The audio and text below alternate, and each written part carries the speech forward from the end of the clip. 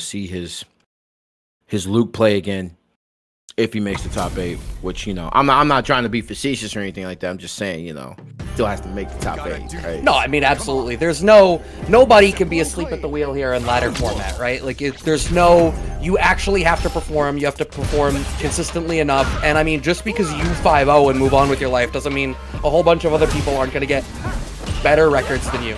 We have EnzoTheHokage versus Vask. Rashid back on the screen again. I like that, you know, Aki comes out next week. Oh, yeah.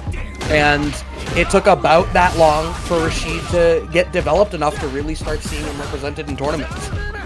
When did Rashid? He just dropped, like, last month, right? At the beginning of last month? 11 days before EVO. Wow. So, you know, like you said, about 2 months though. Yeah, it took a couple of months for everybody to kind of warm up to Rashid. Now we're seeing him at full force tonight. The second one being on the table here. Good parry. Yo, EnzoTheHokage looking to get something started right here. Oh, nice up back there. Managed to catch out the mixer, starting that pressure game. There's a pocket where you can see that Enzo really wants to live. Level 2 coming out now for Vask. How far are we going to press this? Yep. Just using it to ensure we get our corner control. Nice low check.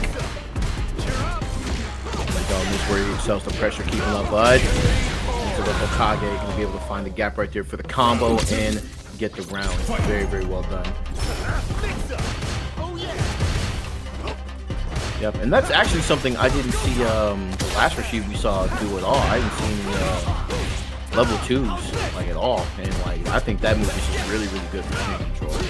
I mean, if I can pull back the curtain a little bit, I think the previous Rashid was a diamond player but had exactly enough points, so I think they had just done the placements with Rashid. Might be a little bit newer to the character. Yeah. If you're new to Rashid, guys, hey, that level 2, man, when you want to create a situation where you can keep your opponent just like straight up trapped, forcing them to make a couple of bad decisions, bro, level 2 ain't bad. Plus frames. Okay, that's the second or third time now that EnzoTheHokage has gone for, you know, plus frame situation, micro walk forward, neutral jump as the shimmy choice. Vask has checked it every time with the perfect parry on the jump in. I feel like Enzo either needs to just bring throw back to the equation or try to bring a different dimension to the shimmy. Nice back throw to just narrowly avoid getting burnt out. So many layers of movement. I was so ready when the wall jump first came. I was like, yeah, you're gonna get anti-aired. Like, nope. Sorry, I had to step away. I was sending a tweet. Anti-air from EnzoTheHokage to close out the first game here over Vask. Okay, green stuff coming out from both at the same time, trying to immediately get position. But the screen is where Enzo is going to find his home. Vask, do you want to keep paying rent here? Oh, wow. And yeah, all that Tasmanian double stuff? Nah, bro. With the low forward check. Let's keep him in the corner. Watch out for the invincible reversal, though. And Vask checking the grabs. Enzo on the back foot gets caught reaching. Vask doesn't have enough in the tank to finish out on that one, but the pressure continues. Perfect parry off the jump once again. I feel like EnzoTheHokage is being parried on his jump-ins every single time. Not only being parried, but literally he's thinking that a throw is going to come out from all this corner pressure, and he's whipped, he's like led Vask to get full combos every time as well. All right, bringing out some parry of his own now as he deals with this. The charge on the fireball functions as a sort of trip guard in that situation. Oh, if we had gone for parry, that would have been a big punish. But these parry pumps. Yep, I definitely agree. Catching him in the air. Wow, misses the EX spike and not going to be able to get the pop-up off that. Puts himself in the corner instead. It still has the life lead, and EnzoTheHokage is playing so defensive. I'm a little bit intrigued by how much they just chose to surrender screen space there. You know, they gave up so much space immediately. On CA, is this gonna be super close? Yeah, it has to be less than 10%. Less than 10, less than 5%. Oh yeah. Guess for game right here. Throws the fireball from the chest. Yeah. That was I the agree. problem. Yeah. Enzo the Hokage, after that whole situation, burnt out. It's going to be hard to try to make that happen. Having the life deficit, you have to worry about chip damage. That was not a bad spot for Vask to do that. Block pressure, Enzo the Hokage completely content to just walk back out of it and reset back to neutral.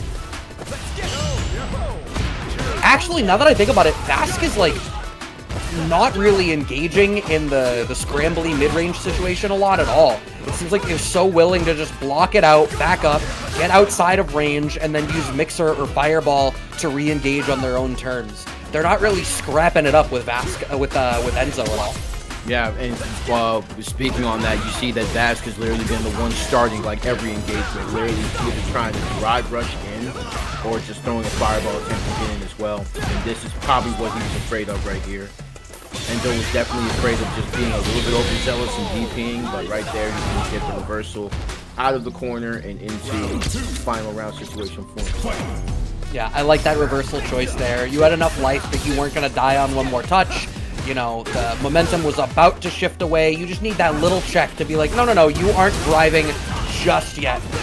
Parry on the OD Fireball. And so the Hokage spends so much drive gauge just to try to force an engagement on his own terms. Like, you put it really well that Vask is forcing every engagement on his terms, but Enzo has to commit so much to try to be in the driver's seat in this situation.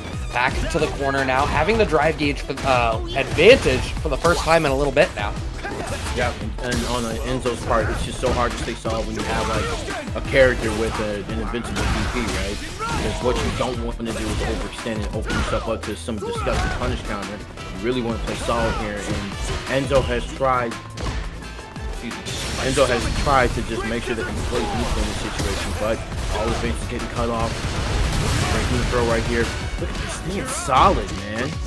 Yeah, and I mean at that point, Vask was like, well, if you want to block, you're at least gonna get burnt out, but it's not gonna matter. Vask tunnel visioned too hard on the drive gauge, didn't pay enough attention to his own life gauge, cost him the set as Enzo the Hokage finds the punish on block to close that one out. Yeah, that phrase that you said, tunnel vision, I think that's probably what what Enzo, excuse me, was worried about the whole time. Because, you know, once Ken's got their foot on the gas, it's so easy for them to kind of just be like, all right, I can kind of autopilot this.